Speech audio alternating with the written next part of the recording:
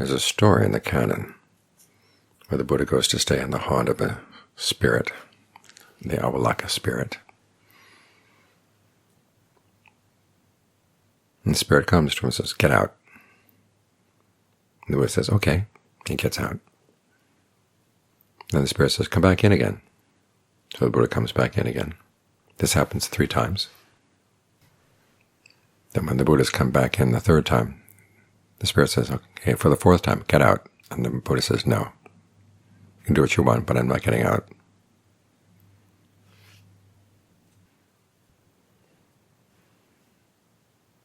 This is a story that Ajahn Suwat liked to tell often.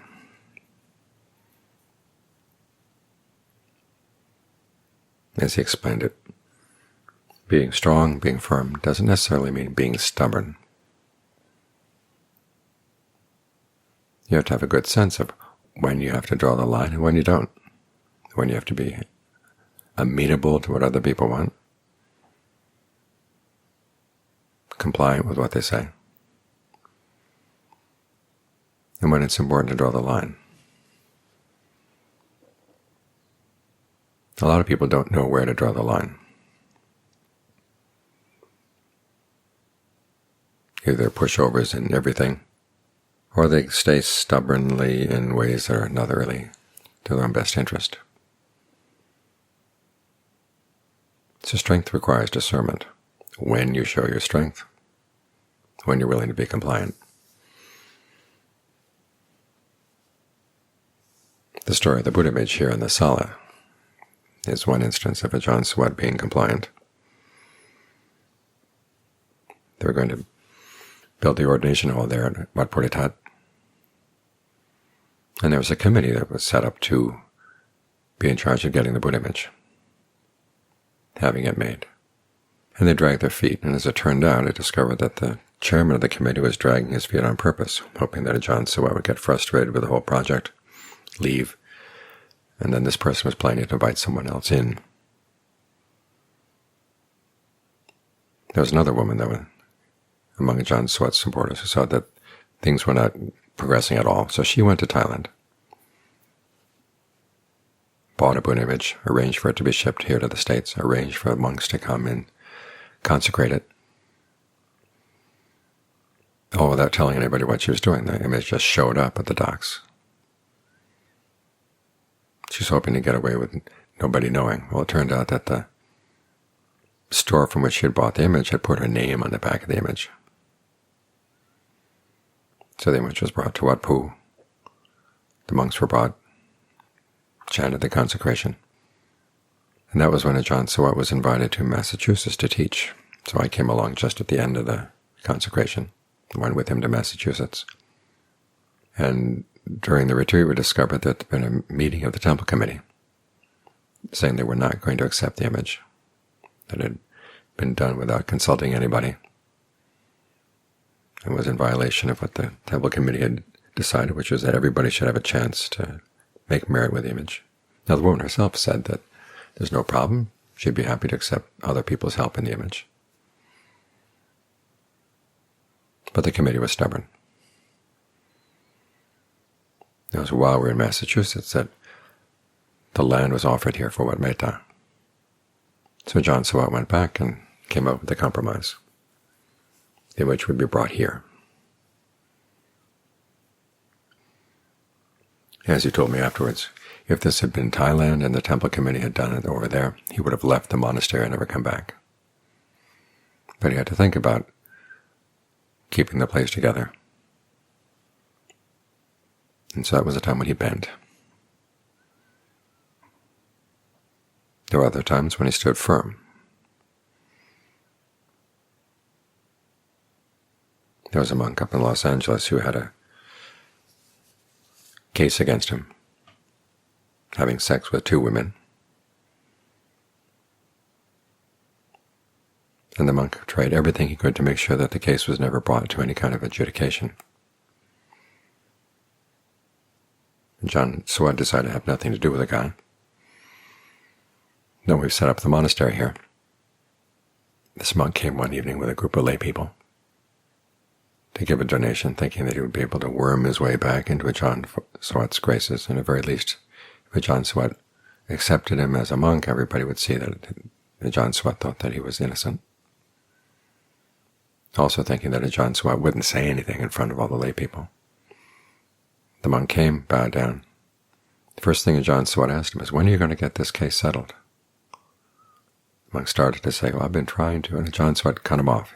He says, "If you'd really been trying, this would have been settled a long time ago, and in my eyes, you're not a monk." So there are times when Ajahn Suwat could be compliant, and other times when he could be firm. And he had the discernment to see when was the proper time to be firm, when was the proper time to be more compliant.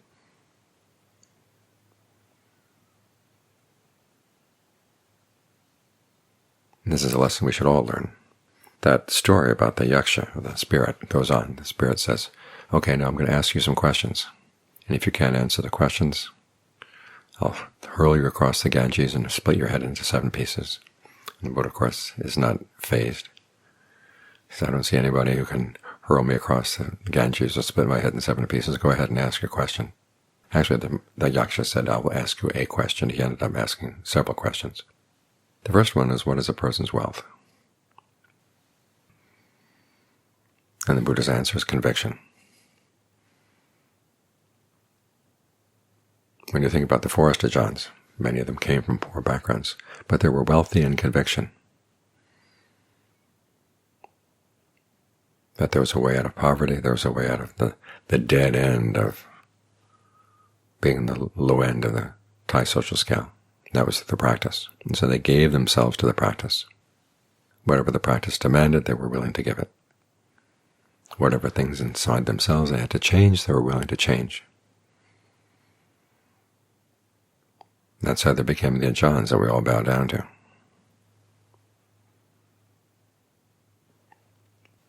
They were wealthy in conviction. This, too, is a lesson we should take.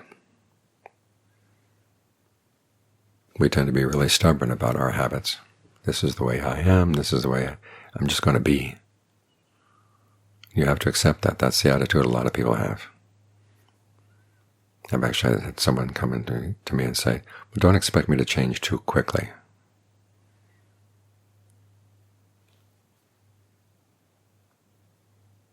And that's an admission of weakness, but it's also an admission of stubbornness. Being stubborn about the wrong things. Being firm in the wrong things, being firm in our adherence to our defilements. Being compliant with them. Which has everything backwards. We have the potential to change our ways. If we didn't, the Buddha said, there would be no point in his teaching. He said it's because people can develop skillful qualities and abandon unskillful qualities that he was convinced of the usefulness of his teaching. If he didn't see that people could change their ways, there would be no reason to teach. But we can.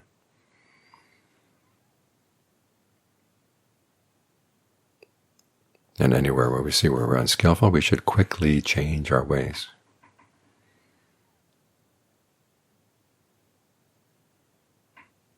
Let's just go through the force of inertia, because that's not really strength. The force of inertia is a kind of weakness.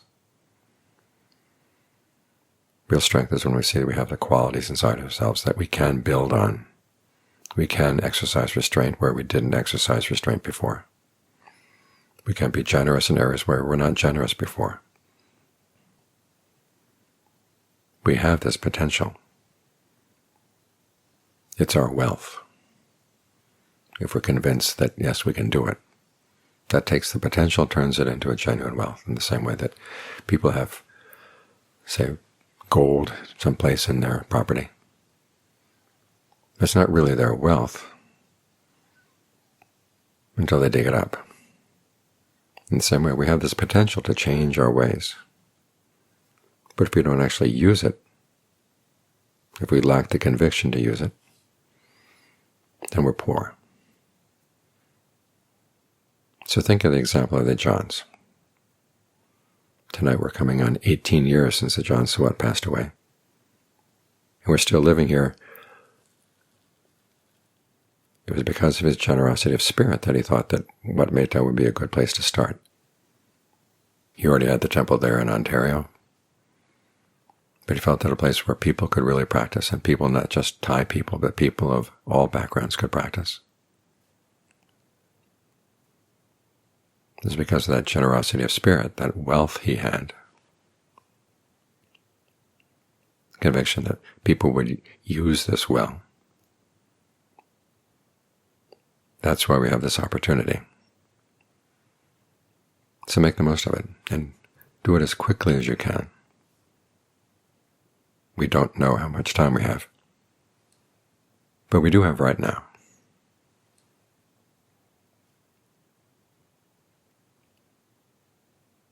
So see what wealth you can develop right now.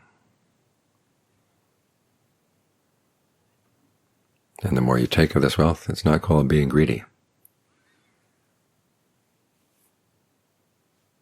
It's wise.